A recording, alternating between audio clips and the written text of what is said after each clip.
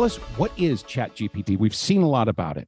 Oh, it's everywhere. It's just gone viral and everybody seems to be using it.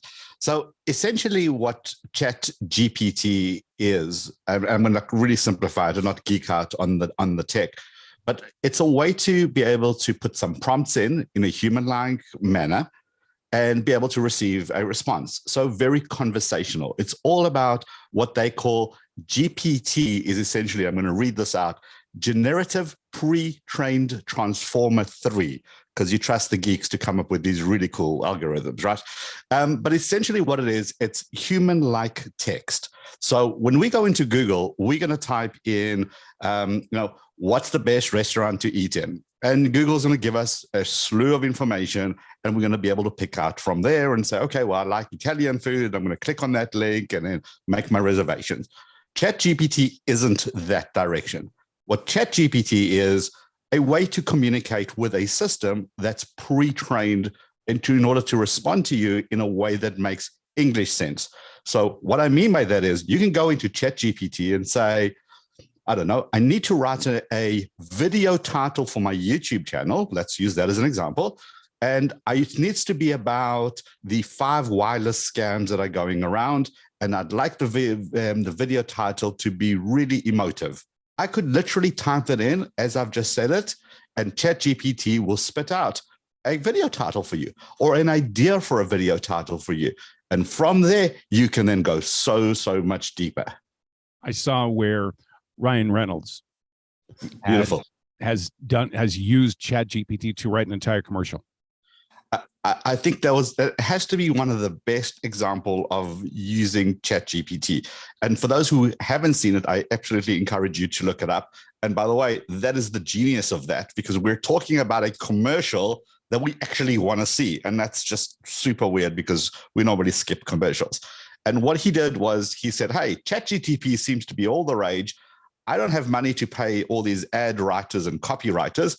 So he put into ChatGPT a prompt about his company. And he said, hey, ChatGPT, write me an advert that does this and this and this and talks about this and this product and include a curse word in there as well. And ChatGPT did. And he literally just read out the response. Genius, brilliant, and it works really, really well. If you type the same thing in twice, will you get 2 different responses? Technically, yes and no. It really depends on kind of the group settings. A lot of it's machine learning. So if loads of people are getting responses to something, and some people are saying, yes, this was valuable and it was accurate, and other people are saying, no, that it's not, it might try a different version or iterations of that. So that's pretty important. ChatGPT isn't the be-all knowledge base, and we've got to be very, very careful that we don't use it as such. Is a lot of really dangerous with ChatGPT to be used for misinformation. And we already have seen loads of examples of that where people are saying, going into ChatGPT and purposefully typing in a prompt like, and let's not get political, something about, hey, explain to me why the COVID-19 was a hoax. Explain to me why the moon landing was a hoax. And it will spit out what looks like a well-formulated argument of why the moon landing was a hoax. And people take that information, copy and paste it into a blog post, and we have misinformation. You talk about the dangers of this. There's also been some worries that kids, the real tech experts, can use this to do their homework, find ways to cheat, write term papers. So yes, but there's a big asterisk and caveat on that. So schools, university, colleges all have this anti-plagiarism software. And they've had that for a very long time because, I don't know about you, but when I was in school, we never had the joys of Google. We had to go to something called a library and look stuff up. And this has all changed, and people can copy and paste, and they go into, this is how far we've come. People can take an article, copy it into an AI program that's available online, and say, reword this for me. And it will reword the entire article. And they take that and they do it 2 or 3 times to the point that it tries to fool the anti-plagiarism software. It does and it doesn't. There's some kind of, it's a hit and miss. But what I do like about ChatGPT for people who are at school or people who are at college, I like that Chat GPT can be used to get those ideas going, those wheels in motion.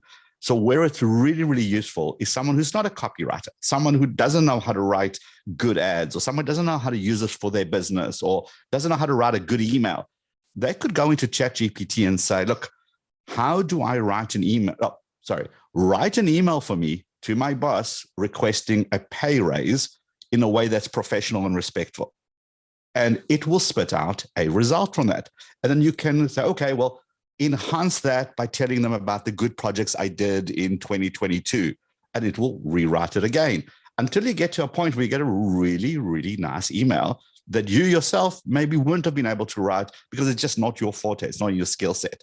So I do like ChatGPT for those idea generation, for getting those wheels going. Would I copy and paste straight out of ChatGPT and make it my final college essay or my school project? Absolutely not. But could I use it to start getting my brain working in certain directions and maybe requesting more information? For sure. Great usage for that. What's the difference between using ChatGPT to write a letter to your boss, for example, as opposed to you're not good with words, but your sister might be, and she might write it for you? What's the difference between the two? Realistically, not. If she's a genius and she's a great wordsmith and she's able to generate that, go for it. We've been doing this forever. I mean, let's be honest. If we have a proposal and we have someone who's really good at graphics and we want to zhuzh it up again, we're going to get them to help us do that. Those tools are now becoming available for anybody online. I'm a terrible, terrible graphic designer. I just not my vibe. But there are programs out there like Midjourney and a whole bunch of AI tools that you can say, hey, I'd like to generate an image of a cat sitting on a log in the middle of the ocean. Say enter. And sure enough, there is 7 different options to choose from. A cat drinking pina colada in the middle of the ocean. It just does it for you. We're just using technology to our benefit.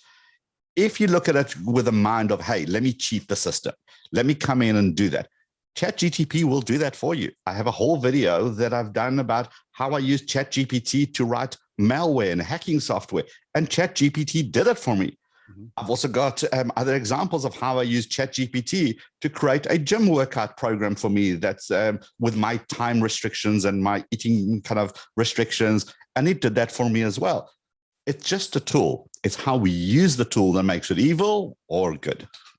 Where did it come from? It's relatively new, isn't it? Yeah. The GPT kind of concept, I mean, we're in version 3. This has been evolving for some time now. This is the first one that went public and allowed everybody to basically create a free account and log in, and the word free being the most important word of this. But we've had the technology for a while, and you could, if you were geeky enough, you could install it, you can customize it, you can put it on your company servers, you can do all of those, but now it's available through a web interface. To run these kind of systems, you really need a lot of tech knowledge and a lot of processing power and a lot of expenses, whereas now you can just log in and do it. So the virality of why this just became mainstream, and we're talking about this now and everybody seems to be mentioning it, is because it's now become so popular that you can log in and go, wow, this is going to take away my job. I'm really scared. Or, this is really going to help me do my job. This is amazing. And we get all these two sides of this coin saying, is this good? Is this bad? And it's available. And what's super interesting to me is that Microsoft has actually invested $1 billion into their AI technology, which is going to be integrated into Bing, which is their search engine. Now, nobody says, let's Bing it, but you say, let's Google it. And I don't know if that's maybe will start to change as more of this AI becomes better integrated into those large data sets of that data, making our searches even more relevant. And now it becomes an interesting game. I saw an article over the weekend that talked about the fact that there are predictions that AI could take up to 95% of the internet as soon as this year in some fashion. Remember we've had AI for quite a while in a lot of our technology for many years. So if you use Siri or Google Assist, Home Assist, and you got any of those smart speakers, that's AI. When you go into your favorite music program, that's AI. When your camera detects a dog moving on the pavement as opposed to a human, that's AI. So the word artificial intelligence, I think it's like a big buzzword that is just an all-encompassing umbrella that kind of tells us what the stuff is. We kind of need to start dissecting it a little bit further than just using this blanket statement. AI is there. It's been there for many, many years. We're just now becoming this cool thing called artificial intelligence. Sounds awesome. It's like the cloud. When the cloud first came out, everything was the cloud. It's in the cloud. It's stored in the cloud. And now we now understand that the cloud is just a fancy word for, hey, somebody else's system is making it available so I can access it from anywhere. Artificial intelligence is like that. It's that kind of code that says, hey, this machine is going to learn your patterns, learn your behaviors, and then make it better for you. So you know with your phone, when you first get your phone, it's got a certain battery life. After using it for quite a while, all of a sudden the battery seems to just naturally be lasting longer. And you're thinking, well, is it me imagining it? Am I using my phone differently? Well, no, it's the software that starts to understand your usage patterns and knows that you open certain apps and you don't use other apps. Therefore, it's going to prioritize those apps and make your battery just last longer because it's learned from your behavior.